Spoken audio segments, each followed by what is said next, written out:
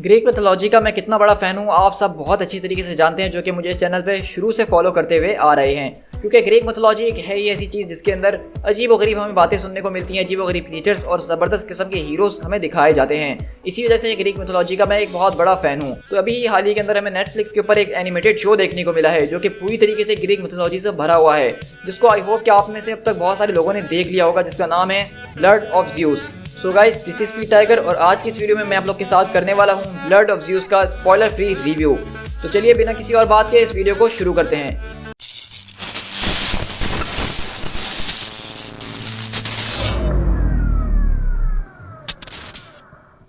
मैं हमेशा से चाहता था कि ग्रीक मिथोलॉजी के ऊपर प्रॉपर सीरीज़ बना के हमें दिखाया जाए कि ग्रीक मिथोलॉजी का जो ओरिजिन है, उसकी जो फंक्शनैलिटी है और वो किस तरह से चलते हुए आती है।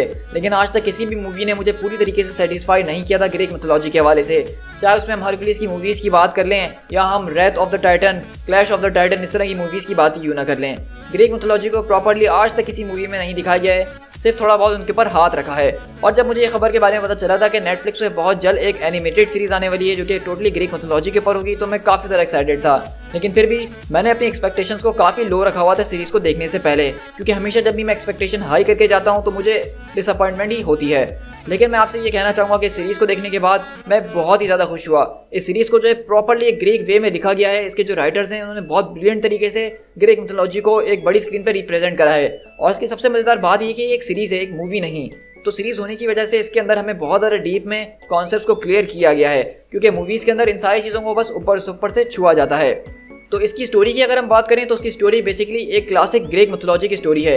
इसमें हमें ग्रीक मिथोलॉजी का एक अच्छी तरीके से ओरिजिन दिखाया गया है। इसमें हमें टाइटन्स के बारे में, ओलंपिक गॉड्स के बारे में थोड़ी सी बैकग्राउंड हिस्ट्री दी गई है। और इसकी स्टोरी जो है बेसिकली मैं आपके साथ स्पॉइल तो नहीं करना चाहूँगा, लेकिन एक क्लासिकल ग्रीक मिथोलॉजी है जो कि रेवेंज स्टोरी पे बनी हुई है। अगर इसके हम कैरेक्टर्स के ऊपर बात करें तो उसका जो मेन लीड है हमारे पास, वो हीरोन नाम का हीरो होता है, जो कि दरअसल ज़्यूस का एक बेटा होता है जिन्होंने एक मॉडल औरत के साथ मिलकर उसको किया होता है। और आपको जैसा कि पता है कि ज़्यूस किस तरह दुनिया भर में बहुत सारे बच्चे हैं जो कि उन्होंने अपनी बीवी हेरा से छुप के किए होते हैं। तो हेरा हमेशा से उनसे बदला लेना चाह रही होती है। और इस बेसिकली इस पूरी सीरीज़ का जो मेन प्लॉट है वो यही है। ये कोई स्पॉइलर नहीं है, बल्कि ये एक कॉमन सी बात है जो कि जिसने ग्रीक मिथोलॉजी पढ़ी है उसको इस बारे में तो लाजमी पता ही होगा। तो इसलिए इसमें कोई स्पॉइलर नहीं है और आप कमेंट में ये मुझे कहिएगा कि मैंने आपकी एक स्टोरी स्पॉइल कर दी है।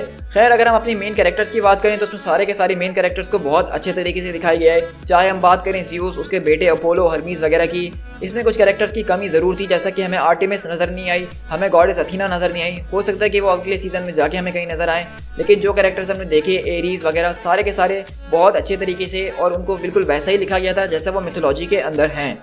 अगर आपने मेरे मार्वल कॉमिक्स की सीरीज़ देखी है हरक्यूलिस की, तो उसके अंदर जो ग्रीक मिथोलॉजी दिखाई गई है वो बहुत ही ज़्यादा परफेक्ट दिखाई गई है और उसी से बहुत मिलती जुलती ये स्टोरी लिखी गई है।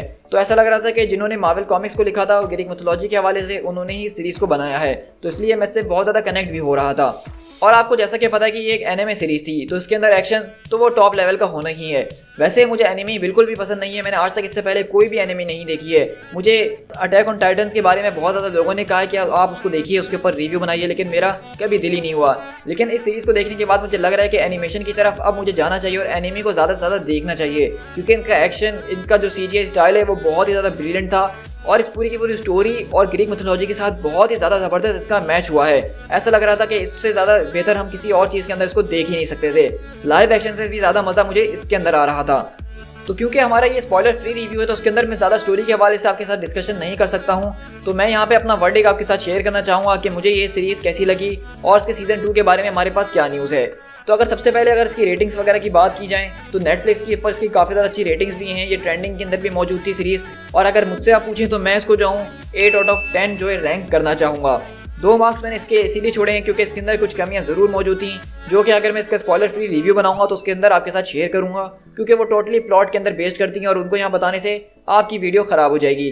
तो इसलिए मैं इसको जो 10 में से 8 नंबर देना पसंद करूँगा। और सीज़न 2 के हवाले से बात करें तो मुझे बिल्कुल ऐसा लगता है कि सीज़न 2 आएगा। जिन लोगों ने सीरीज़ का एंड देखा उन्होंने इसका पोस्ट क्रेडिट सीन भी देखा होगा और उससे आपको अंदाज़ा हो गया होगा कि सीज़न 2 के अंदर क्या होने वाला है। तो अगर आप मुझसे रिकमेंडेशन लेना चाहते हैं सीरीज़ के हवाले से कि आपको ये देखनी चाहिए कि नहीं, तो मैं आपको कहूँगा कि 100% आपको ये देखनी चाहिए, अगर आप ग्रीक मिथोलॉजी को फॉलो करते हैं, उसके बारे में पढ़ चुके हैं पहले थोड़ा बहुत, तो आपको ये सीरीज़ बहुत ही ज़्यादा मज़ेदार लगने वाली है। लेकिन अगर आप ग्रीक मिथोलॉजी को जानना चाहते हैं, उसको समझना चाहते हैं कि वो क्या है, तो तब भी ये सीरीज़ आपके लिए 100% रिकमेंडेशन में आती है, क्योंकि सीरीज़ के अंदर बहुत अच्छी तरीके से हमें ग्रीक्स का ओरिजिन दिखाया गया है। और अगर आपको ग्रीक मिथोलॉजी और ओलंपियन गॉड के बारे में जानने का और ज़्यादा शौक हो रहा है सीरीज़ को देखने के बाद, तो आप मेरे चैनल के ऊपर ओलंपियन गॉड्स एक्सप्लेन्ड वाली वीडियो देख सकते हैं, जो कि मैंने काफ़ी पहले अपने चैनल के ऊपर शेयर करी थी। और उसके अंदर मैंने ओलंपियन गॉड्स और उनके पीछे की हिस्ट्रीज को बहुत अच्छे तरीके से एक्सप्लेन किया है। तो वो वीडियो अगर आप देख लें तो आपको इस सीरीज़ को देखने में काफ़ी ज़्यादा मज़ा आएगा और आपको समझ में भी आने लग जाएगी। सो गाइस, आई होप कि आपको मेरा ये स्पॉइलर फ्री रिव्यू काफ़ी ज़्यादा पसंद आया होगा। तो जिन लोगों ने सीरीज़ को देख लिया, मैं चाहता हूँ कि वो मुझे कमेंट में अपनी रेटिंग बताएं कि वो 10 में से इसको कितने नंबर देना चाहेंगे। और अगर आप हमारे चैनल के ऊपर नए हैं तो ये जान लीजिए कि हम अपने चैनल के ऊपर रोजाना जो है डेली बेसिस के ऊपर कॉमिक्स को शेयर कर रहे होते हैं, इस तरह के ग्रीक मिथोलॉजी और दूसरी सीरीज़ के ऊपर बात कर रहे होते हैं। और अगर आप चाहते हैं इसके अलावा मैं किसी और सीरीज़ के ऊपर अपना रिव्यू दूँ उसको देख के, तो आप मुझे कमेंट में ज़रूर बताइएगा। इस तरह से मैं अपने चैनल के ऊपर आगे जाके अब सीजन्स को भी देख के उसके रिव्यू आप लोग के साथ शेयर किया करूँगा। और अगर इस सीरीज़ के हवाले से कोई सवाल है जो आप मुझसे पूछना चाहते हैं, तो आप मुझे इंस्टाग्राम पे डायरेक्ट मैसेज कर सकते हैं। और हाँ, मुझे इंस्टाग्राम पे फॉलो करना मत भूलिएगा, मैं ज़्यादातर अपडेट्स अपने चैनल के हवाले से वहीं पे शेयर करता हूँ। So guys, this is P tiger. मिलते हैं किसी और ऑसम वीडियो के साथ। Till then, thank you so much.